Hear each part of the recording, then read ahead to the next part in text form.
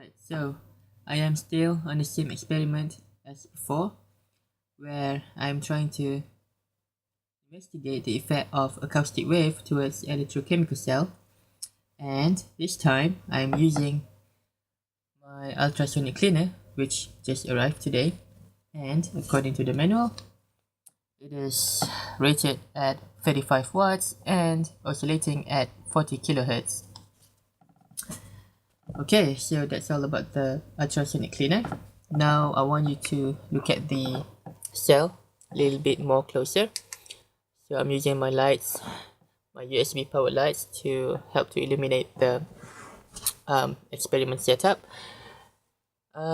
Okay, so as you can see here, I'm using the same cup, the same plastic cup as before, and this is the positive and the negative electrode, but in this case it doesn't matter anyway, because I am injecting bipolar voltage. And you might notice that I use this additional cable, and on the cable I have this small magnets that should provide me with a better electrical contact to the stainless steel container inside the cleaner. And my reason of doing this, my reason of using this plastic cup with the ground electrode is because I want to avoid any kind of capacitive and galvanic coupling from the transducer circuit.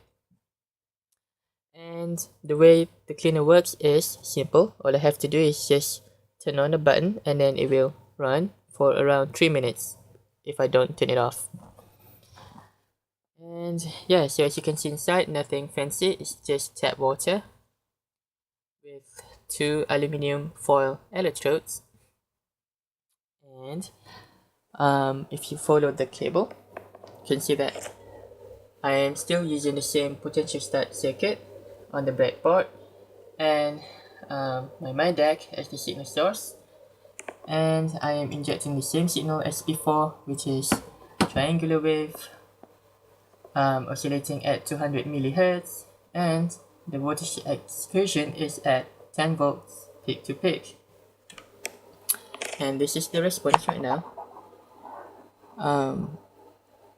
This is the normal response without the transducer being turned on. And let me remind you that this is the I and V curve, and if I clear the persistence, you can see that it will generate the same plot. Okay, so I want you also to notice that if this is a resistor, you can see that this means this plot shows that the cell has a very high resistance, because a normal curve tracer will show that a low resistance resistor will have a very steep slope, and if the resistor is of high resistance, it will show a relatively gentle slope. And as you can see here, it seems like what the plot is showing is the cell has a very high resistance, has a very low conductivity. Okay, and I also want you to notice that this is positive voltage, and this is the negative voltage. This is the positive current, and this is the negative current. Anything below the x-axis is the negative current. Okay, so let me clear the persistence again. It will generate the same plot. Okay, now I want you to observe what would happen if I turn on the transducer. And I am about to turn it on in 3, 2, 1. So, as you can see, the response does change. Now let me clear the persistence again.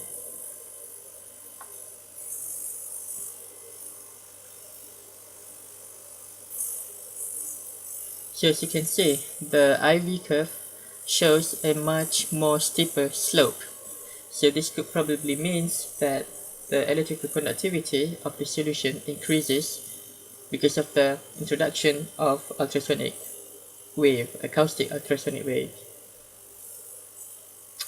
And now if I clear the persistence one more time,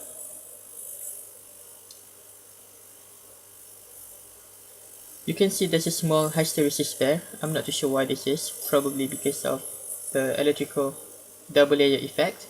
I'm not too sure, but there's a small hysteresis there. Okay, and now I'm about to turn off the transducer, and the plot will return to its original state slowly. It is not immediate. It will take a little bit of time for it to return to its original behavior. Now, as you can see, the slope is getting less and less steeper. It will become gentle over time.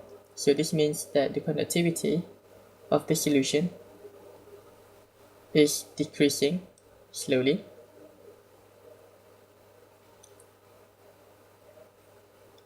And eventually it will return to its low conductivity original state. Let me clear that again.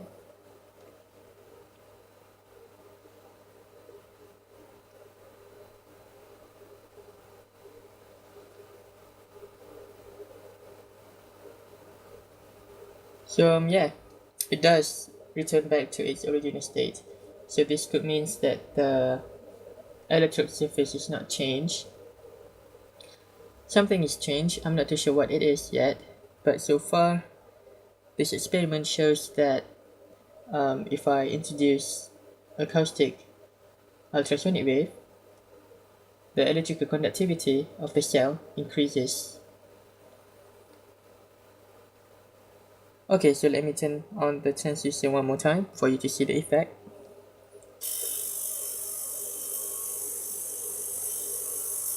Let me clear the persistence. As you can see, it takes much less voltage to start to conduct.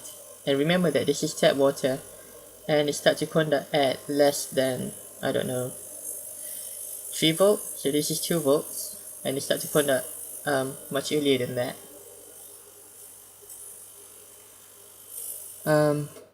Okay, so that's it. The result seems to be quite positive, and I will try to make more experiments just to confirm the effect. The effect of, it seems like the acoustic wave really does change the electrical property of the cell. I will update you soon after I reach there. Okay, that's it.